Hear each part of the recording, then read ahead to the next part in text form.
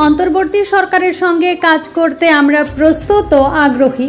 বাংলাদেশের শিক্ষার্থীদের নেতৃত্বাধীন সরকার বিরোধী বিক্ষোভে জড়িত থাকার গুজব উড়িয়ে দিয়ে যুক্তরাষ্ট্র জানিয়েছে তারা অন্তর্বর্তীকালীন সরকারের সঙ্গে কাজ করতে আগ্রহী।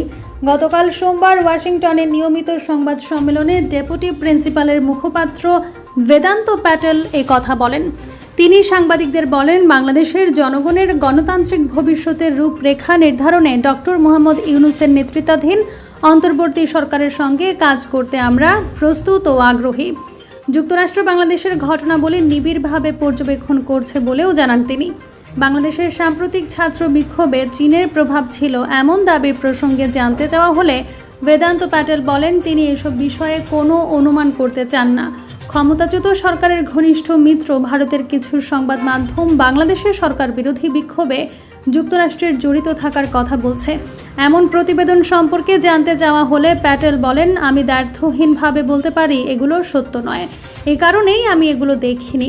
অধ্যাপক ডক্টর মোহাম্মদ ইউনূস গত ৮ আগস্ট অন্তর্বর্তীকালীন সরকারের প্রধান উপদেষ্টা হিসেবে শপথ গ্রহণ করেন।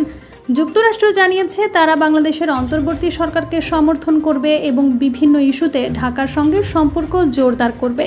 এছাড়াও স্বাস্থ্য, শিক্ষা, শ্রম, সুশাসন ও রোহিঙ্গা ইস্যুতে বাংলাদেশের সঙ্গে ঘনিষ্ঠভাবে কাজ করবে বলে জানিয়েছে যুক্তরাষ্ট্র। এর আগে যুক্তরাষ্ট্র সরকারের পক্ষ থেকে প্রধান উপদেষ্টাকে অভিনন্দন জানিয়ে বলা হয়, তারা একসঙ্গে কাজ করার অপেক্ষায় রয়েছে।